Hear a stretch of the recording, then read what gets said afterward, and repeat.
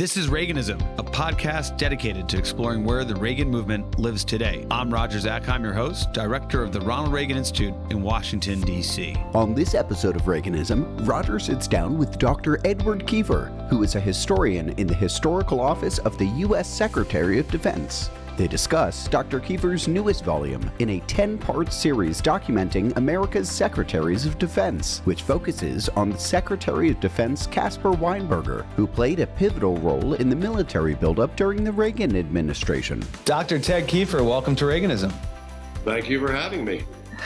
Well, you're a historian in the Office of Secretary of Defense, historical office, and an accomplished author. We'll get into that in the conversation. You're here today because of the most recent volume of the Department of Defense Official History of Secretaries of Defense.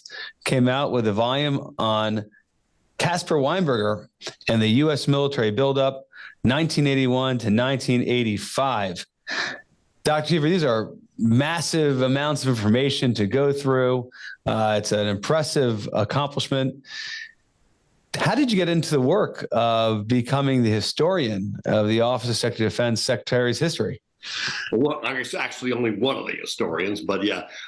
Basically, I spent 34 years at the Department of State editing the Foreign Relations series, which is a documentary collection which explains through the original documents, a selection of the original documents, our foreign policy. I did that for 34 years, and I said to myself, I really want to do the next step, which is to write a book based on documentation. And when the job possibility came up, defense, I left retirement and joined the Office of the Secretary of Defense and started working on books on Secretaries of Defense.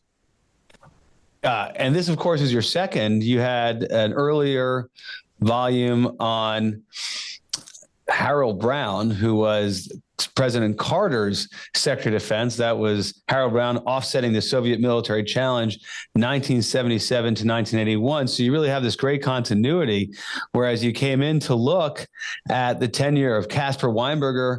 Of course, he was Ronald Reagan's Secretary of Defense from the time Reagan was elected through nearly the end of his administration, a remarkably long tenure for a Secretary of Defense. You really had this continuity. Did that help you in taking on the Weinberger project, having done the Harold Brown project?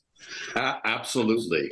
Because one of the things that struck me, even though Carter is considered sort of an anti-defense president and Reagan is considered pro-defense, by 1980, there were great similarities between the two administrations. I believe, and I say in my first book, that Harold Brown really convinced Carter that the Soviets had outperformed us and were a threat. And this was Carter came to accept that. Unfortunately, he could never overcome his reputation as being anti-defense. And when Ronald Reagan sort of campaigned on the question of defense, Carter was really very, very vulnerable. But there was great continuity between the two administrations. Well, you mentioned the word continuity, and there is this class of historians and scholars, as you know, Dr. Keefer, who really have kind of advancing the argument, this kind of continuity theory between Jimmy Carter and Ronald Reagan as it relates to national defense. Having read your book on Secretary of Defense Weinberger and Secretary of Defense Brown, I kind of took away myself that there was continuity between Secretaries of Defense, that is Brown and Weinberger, whereas President Carter and President Reagan were quite different. And even though, as you note, President Carter came around, certainly his last year in office, to finally being convinced by his Secretary of Defense. He was always pretty reluctant. I think you used close to that word, if not that word itself, in your volume on Secretary Harold Brown. But there's definitely continuity between those Secretaries of Defense. Would you agree? And I think that's what you point out. I agree, partly because they both face the same challenge, which is managing the largest department in the U.S. government with the most employees, the biggest non-discretionary budget. They both have similar challenges. but they had two very different approaches. Brown was very much a manager, a controlling manager. Weinberger was much more willing to let other parts of the department join in the policy and budget decisions. Brown was, as you probably know from reading the book, had really spent most of his career working for the government, either as a physicist or director of the Lawrence Livermore Lab, or then in Secretary of the Air Force, and finally, Secretary of Defense. Weinberger came from a very different background to this job. As I'm sure if you read the book, you realize it. As I say, he was an odd choice to be Secretary of Defense. Yeah, let's focus on that. So let's scene set a little bit here. Cap Weinberger, not a defense intellectual or a defense industrialist. So that would make him different than, let's say, as you note, Harold Brown or McNamara, in the sense of someone who had that deep familiarity. He was a very skilled political figure and an experienced cabinet official, coming in, obviously having served as director of the Office of Management and Budget, as well as the agency prior to the Health and Human Services during the Nixon administration, known as Cap the Knife, someone who many expected to be a budget minder of the Department of Defense. Yet this was a portfolio that he jumped at, although I think you put in your book that he was most interested in becoming Secretary of State, which of course went to Al Haig. But then he went after Secretary of Defense. What was that? What was it about defense that appealed to Cap Weinberger? Well, I think mainly, at least from what he wrote in his own memoirs, and is that he wanted to serve Ronald Reagan. I mean, they had a long friendship, and as you know, he went back to California days as director of the California finances. And I think the reason Reagan chose Weinberger is he knew we were going to have to spend a lot of money to restore the military balance with the Soviet Union. He hoped that Weinberger, the old Cap the Knife, would do it efficiently. And I think I say in my book that Weinberger really did not do it terribly efficiently. I mean, he did it very effectively, but he wasn't concerned with cutting costs. He was concerned with increasing our military resources. Curious what surprised you as you were going through the documents about Weinberger's approach. I think my own research and sense of the history, it's exactly as you've outlined, that the challenge for him, it was pretty clear early on, that is Weinberger was the president of the United States, had a mission. I mean, he ran on this. He talked about it years prior to becoming president of the United States, that he wanted to rebuild the military. And as you note in this volume and in the Harold Brown volume, the Soviets were engaged in the largest military buildup pretty much since the Second World War, after the Cuban Missile Crisis. And his job, number one, was to get the budgets to build that military. And it was kind of a lonely place, right? I mean, it wasn't like there were many people behind Cap Weinberger willing to take on this mission for the president, were they? Well, yeah, it was. But I think that's part of Weinberger, his appeal. He was he was a lawyer, but he was really an advocate. And if Ronald Reagan wanted to do this, he was going to do it to his utmost abilities. He was going to become the advocate for a larger defense budget.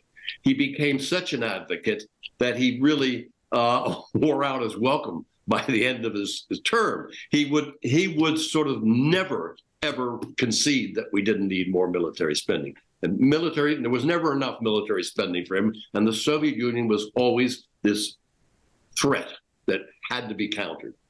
Yeah, he was pretty relentless, both inside the administration and then outside, dealing with the Congress. Of course, your volume gives great insight into both of those challenges.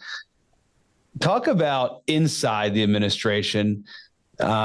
legendary fights between him and David Stockman, and maybe just give us the perspective of how great a challenge it was, what kind of budgets Weinberger was seeking to realize the buildup, and what kind of resistance did he face inside the administration. I suppose there were some supporters in the form of the first national security advisor.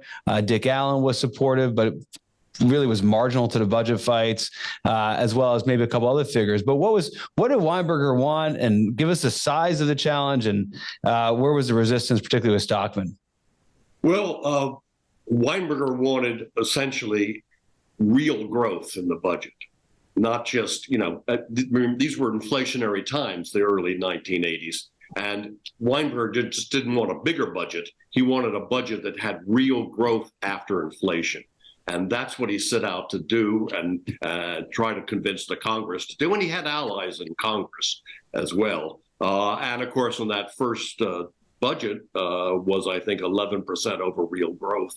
So it was a major jump in budget. And Stockman was a major opponent. Stockman really, Stockman wrote a memoir in which he really says not so terribly nice things about Cap Weinberger and the Defense Department. He feels he was bamboozled into giving them too much money. But he was one major opponent.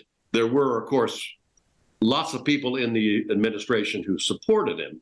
I'm trying to think. Clark.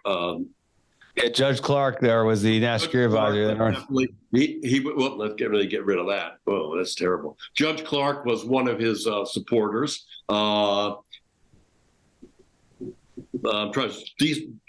Director of Central Intelligence, William Casey, and others. Yeah, Bill Casey was a fan. Yeah. Yeah, he had lots of supporters, and there were, and even Secretary Haig was not an opponent of it. I mean, there was a consensus, I think, by and large in the Reagan administration that they had to do this. They had to increase military spending. Yeah, it seemed to me to what extent, right? Everybody knew that Reagan had made the promise, and what comes out certainly in the first part of the book is there was something else going on there too in the administration. Of course, Stockman wrote that colorful memoir, and he was charged by the president to lead on the economic recovery, which not only needed tax cuts, but also required reduction in federal spending. And if you're seeking to reduce the federal spending levels, and you have a Secretary of Defense, as you note, is seeking to realize over 10% real growth. If you take inflation, you're not going to 17% or whatever. Yeah. Naturally, those forces are going to collide. Is it your sense, Dr. Keefer, that Weinberger's project, the way that he was seeking to carry out the defense rebuild, put the economic recovery at risk? Well, certainly a lot of critics said it added to the deficit, and that, I think, was one of the knocks on it. Weinberger would say, "Look, we need to give money to defense. We don't. You got to take it from somewhere else. You have to give it to defense. This is our primary requirement." He even went so far, I think, as I remember, I didn't put it in the book, saying, "Well, we have a national lottery to pay for defense." Which was a wild idea, or at least a modern iteration of kind of the war bonds of the Second World War. That wasn't going to finance it, but ultimately it was, as you note, and we hit on in the beginning, that it was a relationship between the president and the Secretary of Defense that essentially ensured that either Weinberger was going to have his way or Reagan was going to have his way, but no one was going to get in between them. Because would you say it was the president who really wanted this, and when presented with the choice, always sided with his Secretary of Defense? Well, he did initially, and as the deficits grew and as criticism mounted, of defense spending, President Reagan started to sort of make some concessions and not give Weinberger all that he asked for, but he still gave him a good hunk of money. The amount of money above inflation sort of went down as you went towards 1984. But yeah, Reagan was definitely supportive of defense spending. There's no question about that. Yeah, I mean, it was always you're going to be 5 to 6% GDP throughout his tenure. Of course, which Cap Weinberger was very quick to point out was rather a small amount compared to what we were spending during the Vietnam War, the Korean War, or obviously World War II. And he always pointed it out, and he seemed to do that in a fashion he knew that it appealed to his, as we were talking about before, his client. Because Reagan, I remember one excerpt, I think from your volume, emphasized how much Kennedy, for example, the Kennedy administration spent on defense, and this was basically half of the levels that the Kennedy administration was spending. Yeah, and Weinberger used that very effectively in both his public explanations of the budget and privately with the president. We'll move on from the first kind of showdown, but pretty interesting the way Weinberger and Stockman engage, and you capture some of that color where they literally had to present in front of President Reagan, and you have kind of the cabinet arrayed to see this kind of the arguments. It tells you something not just about, you were talking before about Weinberger's management style, but it also seems to be Reagan's management style as well, where he wasn't putting his thumb on the scale in an outward fashion, and he wanted it to be almost, deliberative. And Weinberger came in, at least on one occasion, where it was a pivotal moment on that. I think it was going to be the 81 budget and 82 budget, excuse me, that he's got these beautiful charts, and his deputy Frank Carlucci is revealing them, and he's totally sidelining the OMB director David Stockman. Yeah, I think he talked for an hour, and I think Stockman got 10 minutes. And that's when Stockman said, "I left that room feeling like I'd been cut out of my rich uncle's will." Which tells you something that however talented and well-liked David Stockman was, he was never going to get in between President Reagan and Cap Weinberger, was he? And Weinberger could be very effective at dominating a conversation, dominating a meeting when he felt he needed to. Yeah. and he had that special bond with President Reagan. President Reagan, which obviously Stockman didn't have. What about the Congress? So that was an area where the Reagan administration, particularly in those early years, was really engaging to get the economic recovery program through, the tax cuts, and then these defense budgets. And it really required the Secretary of Defense to exercise and leverage all the political capital he had to get support for those budgets. How do you rate Weinberger on that front? It's a key area where Secretary of Defense either succeeds or fails. Yeah, I think he was very effective initially, as I said before. And he, all secretaries of defense in the sort of modern era really spend a lot of time testifying before Congress about the budget, speaking informally to congressmen and legislators about the budget. And it's really a process where they have to convince, both sides of the aisle that this budget is necessary. And Weinberger was very conscientious and good at that. And I think he succeeded initially. Unfortunately, as it just couldn't last. He couldn't keep saying the same message over and over again. And as he went towards 1984, he was less effective. And of course, if you're going to rebuild a military, and your book goes to really great detail in terms of the programs that the Weinberger Pentagon invested in, the Reagan buildup focused on, you can't just do that in a year or two. Take a minute to talk about what's involved bureaucratically, given again the amount of money these military platforms require, that sustainment of that funding becomes a necessity. In other words, in the absence of sustaining the funding as you're, adding tens of thousands of troops and platforms to support them, you're not going to get a rebuilding of the military if you just do as a one-off. I mean, the development of a major weapons system can take 10 years, even longer.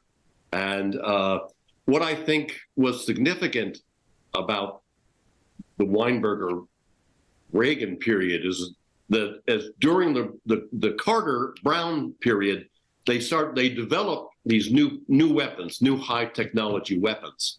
During the Reagan-Weinberger period, they actually bought the weapons and put them into service.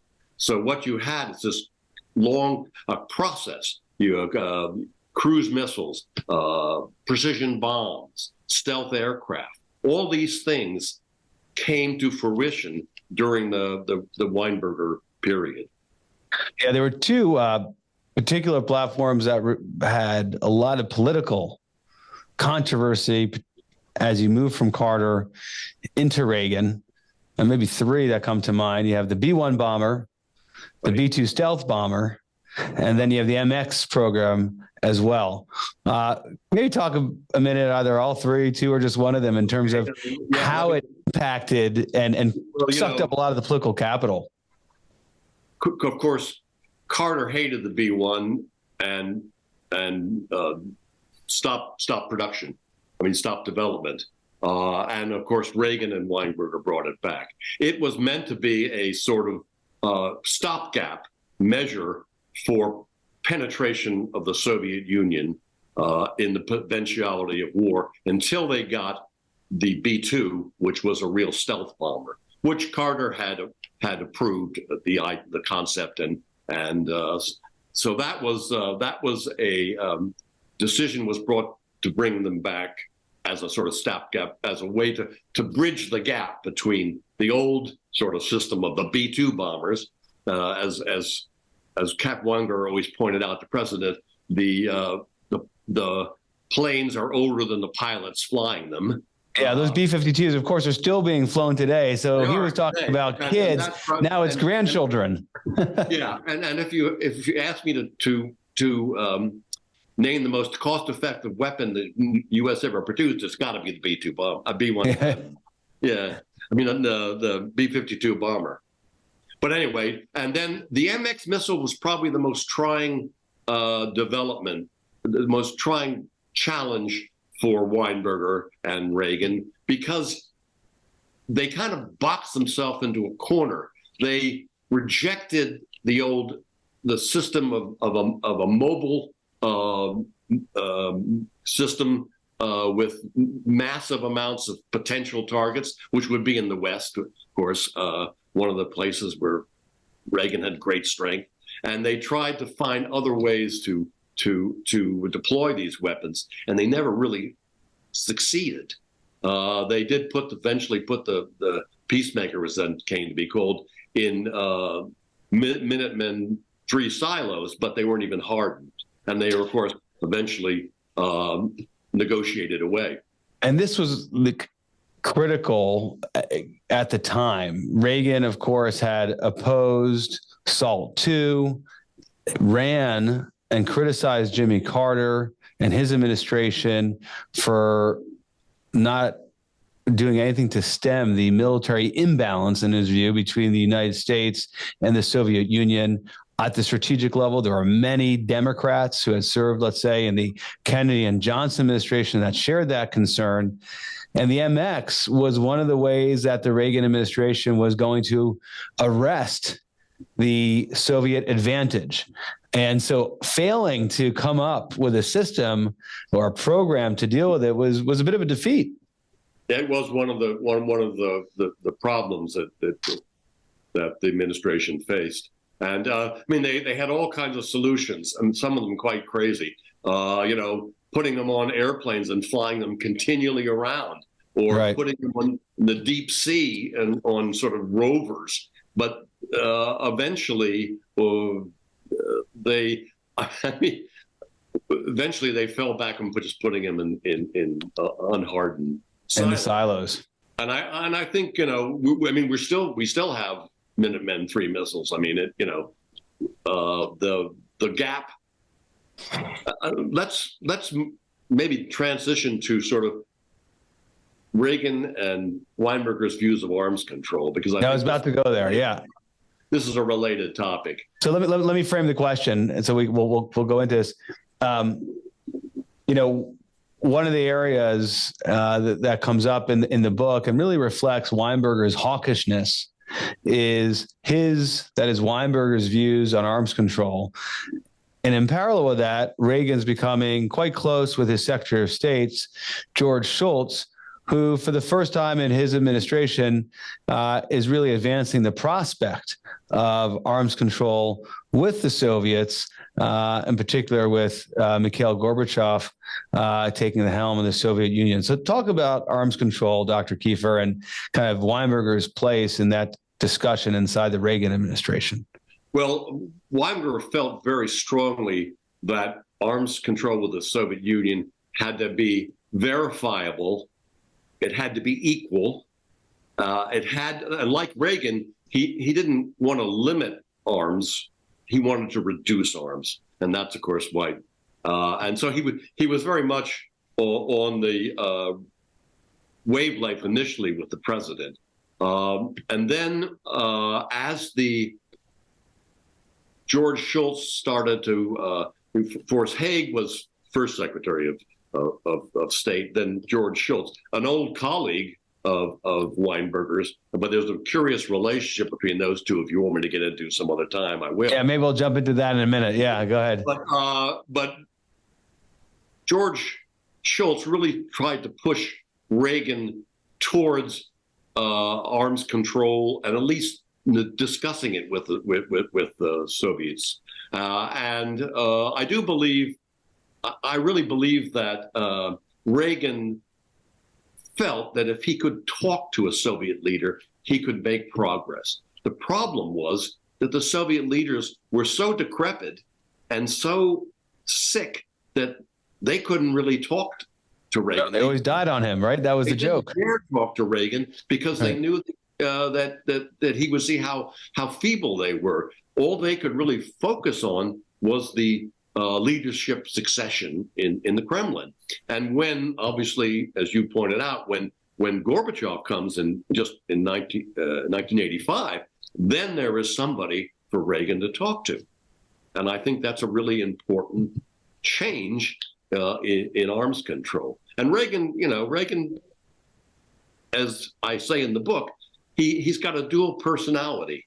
He hates the Soviet Union and communism, the evil empire, as he calls it, but he also hates nuclear weapons. He really abhors the idea that people are going to be killed or the world is going to be destroyed by nuclear weapons. And he has two people talking to him, two sides of his personality.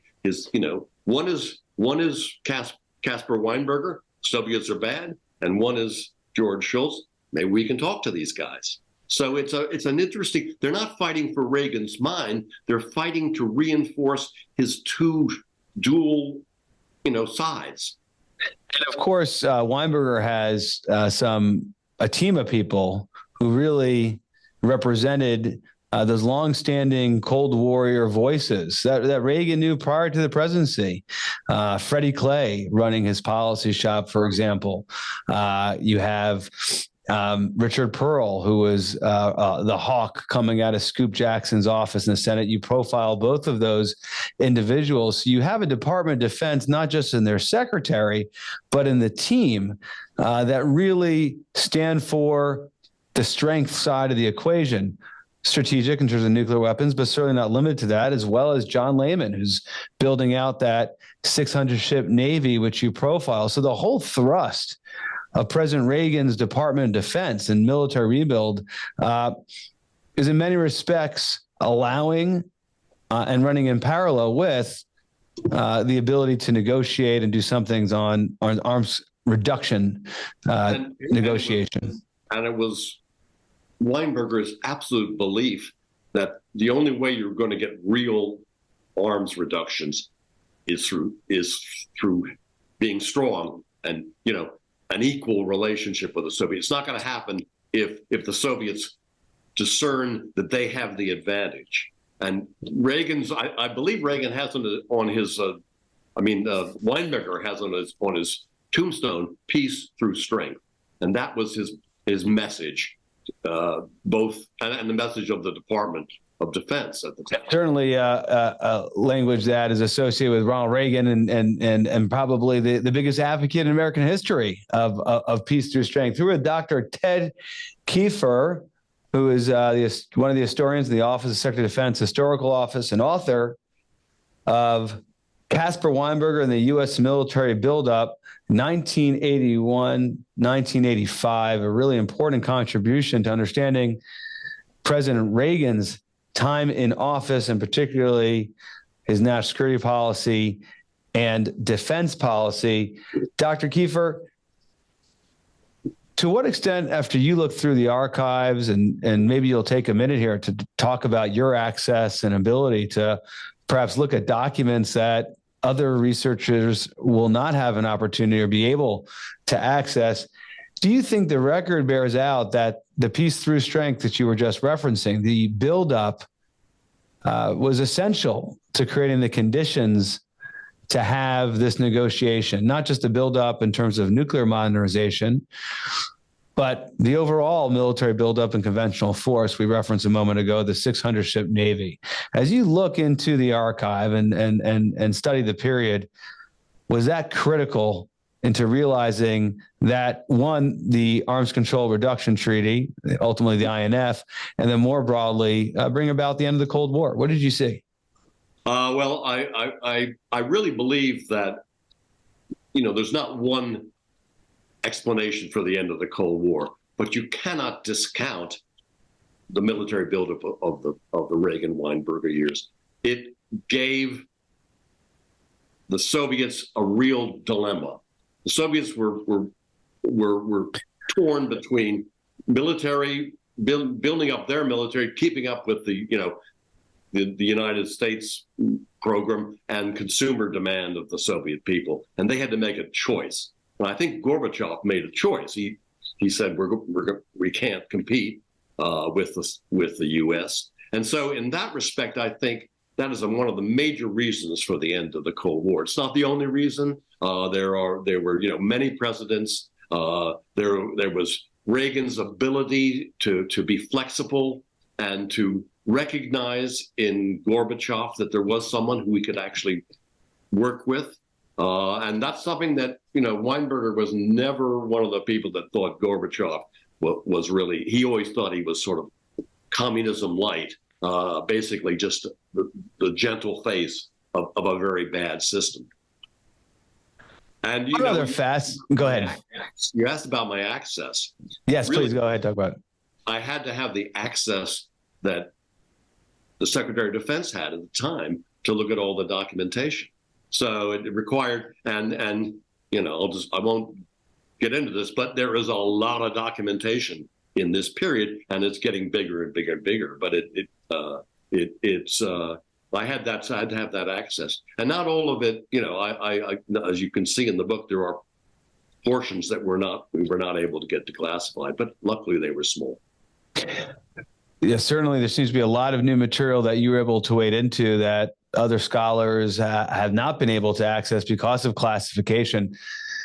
Not that, for the stuff that you managed to get declassified or that are no longer classified, anything that stood out to you in the record that was particularly revealing, you perhaps didn't anticipate seeing, or did it all kind of line up with what you knew about Weinberger and Reagan, but you didn't have the documents to back it, and of course now you did?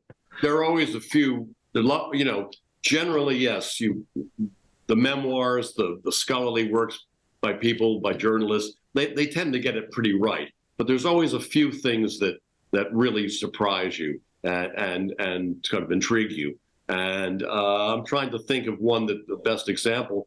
Well, during the Falklands War,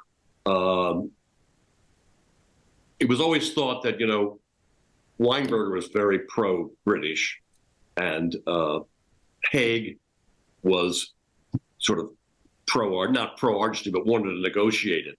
But what I found in a sort of exchange between Weinberger and Haig, Haig saying, "Look, I gotta make an effort to make it look like we're negotiating, but tell Maggie Thatcher I'm with her," which I think was really quite surprising.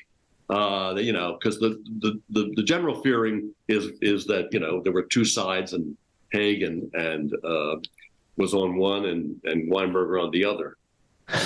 And another pivotal moment for Weinberger, separate and apart from the military buildup, but it was perhaps significant in building the support for the buildup and making Americans take pride in the military, which was a key political objective for President Reagan and something that Secretary of Defense Weinberger shared, was the Grenada War and the military operation there.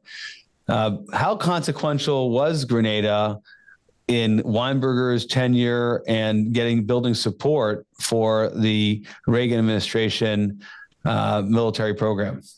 Well, it was the largest military operation since Vietnam, and it was not a total success. I mean, we ended up having a tough time basically fighting Cuban sort of reservists who were engineers and advisors. But it was the first use of force, I think, that since the Vietnam War.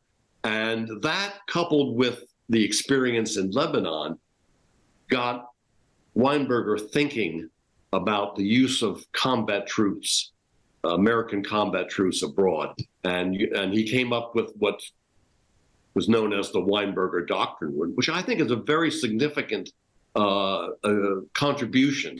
And of course, it was then sort of rehashed by his then military assistant, Colin Powell, into the Powell Doctrine, although it wasn't as specific as Weinberger's doctrine. And of course, that doctrine was overwhelming force. Otherwise, you don't go in and do it. It basically had six things: overwhelming force, public support, know what you're going to accomplish and how to accomplish it. Make sure you have an exit strategy, and use force as a last resort. And it became, Weinberger's sort of one of his main contributions, I think. Well, it is an interesting feature of the Reagan administration, President Reagan's time serving as commander in chief, and certainly Caspar Weinberger's tenure as Secretary of Defense. Whereas you look at that period of time, 7 years for Weinberger, other than the cases we just discussed, U.S. forces weren't introduced, certainly in some sort of extended armed conflict. And so as you're building up the military, it's why we think of it as a peacetime military build. That, of course, you're in the midst of the Cold War. That is unique, right? That this peace through strength actually played out during his tenure in terms of there was peace from the standpoint of U.S. non-engaged in armed conflict for an extensive duration. Yes, and Weinberger was as a secretary, he was one of those secretaries of defense that didn't want to use the military. That was the last thing he wanted to do, is send U.S. troops into combat. He wanted to avoid that. And I want to focus on two other features, and then we'll get you to weigh in on where Caspar Weinberger ranks kind of historically amongst other secretaries of defense. You get to do that as one of the historians from the Office of the Secretary of Defense Historical Office. But let's talk about a comment you made earlier that perhaps Weinberger did the buildup, but wasn't done efficiently, surprising to some, because he, of course, was a director of the Office of Management and Budget. He really decentralized the management of the buildup. As you point out, he empowered his secretaries of the military departments, Secretary of the Navy, Secretary of the Air Force, Secretary of the Army, and trusted them to build out the program. and create these programs of record, figure out which platforms to invest in, and work with his Office Secretary of Defense, his Deputy Secretary of Defense, Frank Carlucci, for some of the time, and others to get them the funds. It sounds to me like you're somewhat critical of it, although he accomplished his goal ultimately of building up those military departments. It had both plus sides and minus sides. It created a lot of cooperation and cohesiveness and some very good weapon systems platforms, but there were things that probably could have been better spent. Money could have been better spent on things. But Weinberger also had a program for sort of trying to eliminate waste and mismanagement in government, and particularly in the Defense Department, and that's a very difficult task to undertake. And I concluded in the book that while his effort was commendable, the results were not as good as he'd hoped for. It's very hard to root out. The defense acquisition process is so long, so complicated, and has so many moving parts that it is very hard to reform it. And you always have this tension between reform and building, and certainly the first priority was building. One of the big differences between the Carter administration and the Reagan administration was its Navy.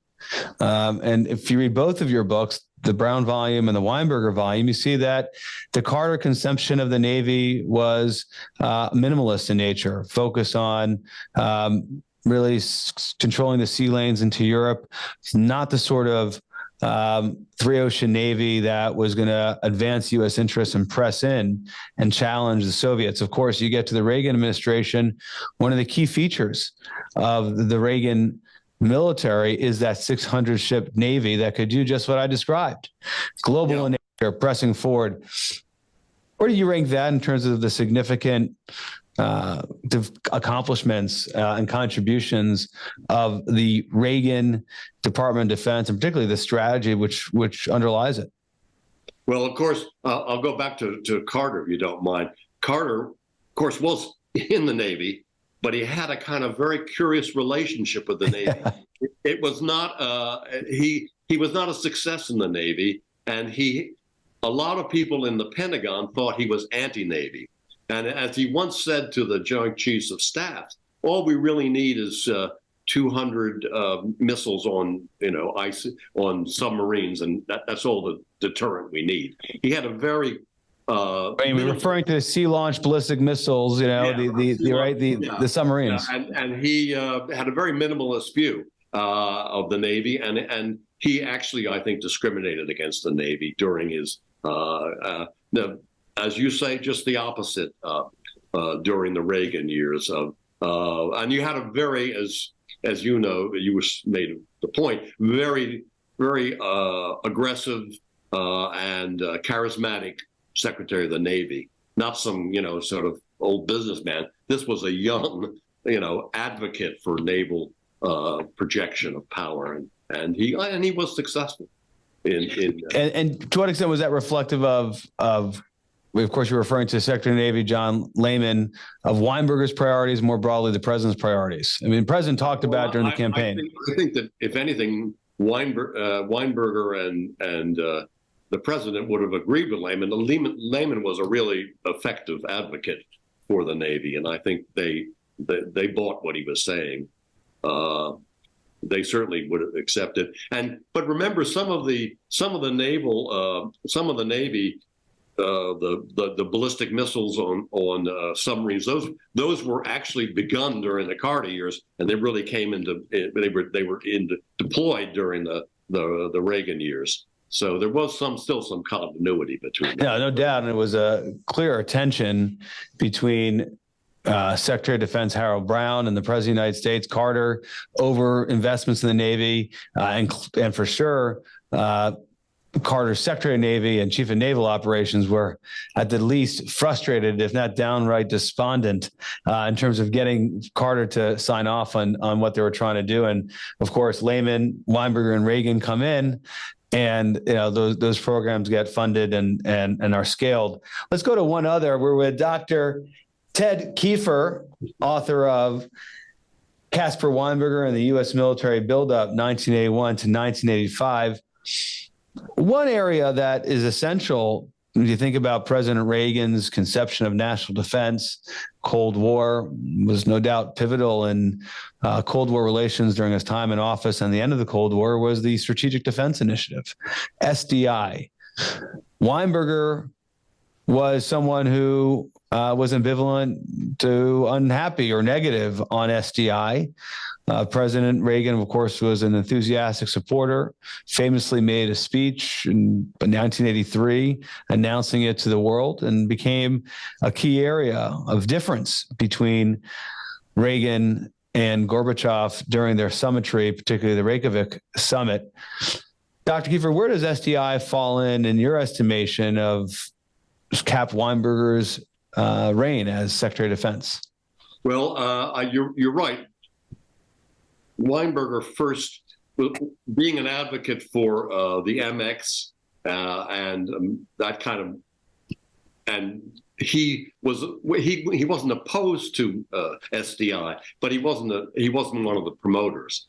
But when he realized how enthusiastic the president was about SDI, there's that famous story where he meets in this snowstorm in I think it's February '82 with the Joint Chiefs of Staff, and one of the Joint Chiefs, I forget which one, says to him, "Wouldn't it be better than avenging this, a nuclear war if we could prevent it from happening, and if we had a system that could destroy incoming weapons in space?" And to the nuclear abolitionist Ronald Reagan, to that side of Ronald Reagan, that really appealed. And once Weinberger realized that, he became a real proponent of SDI. I'm kind of curious because, of course, Weinberger goes back to the California days with President Reagan, not necessarily on the defense side. Others were doing that, Dick Allen most notably.